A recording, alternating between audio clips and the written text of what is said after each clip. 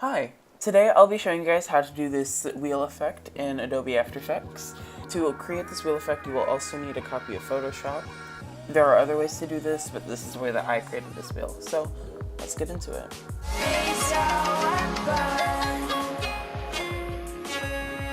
So first what you're going to want to do is open up a document in Photoshop, square sized. I chose 1080 by 1080. And in the description below, you'll find a template to a wedge thing that I made, and you're just going to put that in your Photoshop.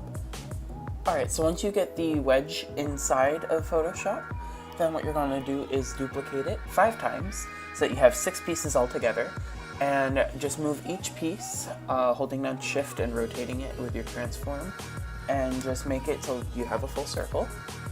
And then what I'm doing now is I'm just centering the circle, and then now I'm just moving them pixel by pixel until the little edges are perfect.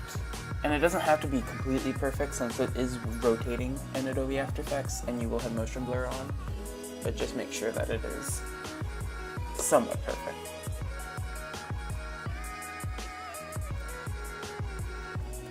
Once you feel that you've gotten the circle to a perfect size and everything's looking nice, you can start to put in your pictures that you want inside each wedge. So all I do is I drag it in, and then I right click and I hit create clipping mask.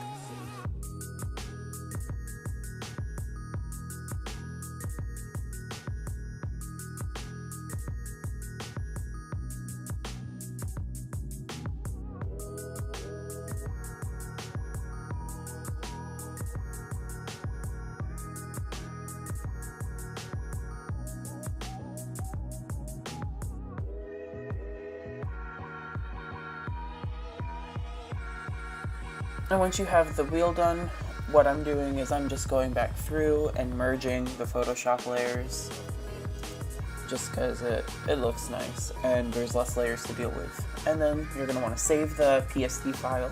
Make sure you save it as a PSD, not a PNG or JPEG.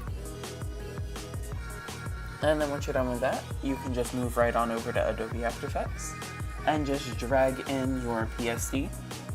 And make sure that you make it a composition. The layer styles don't really matter because we didn't add any. And so with a composition, it turns each Photoshop layer into its own layer, as you can see right up there. And so just go into your composition and create a new null object and pair the 6 pieces to the null object. And then you're going to want to turn on motion blur just so that you don't forget. And then you just keyframe rotation. So you press R on your keyboard, press the little stopwatch, move over to where you want the wheel to stop, keyframe it, and then move the rotation on the wheel. Then you can go into your graph editor and make the graph different.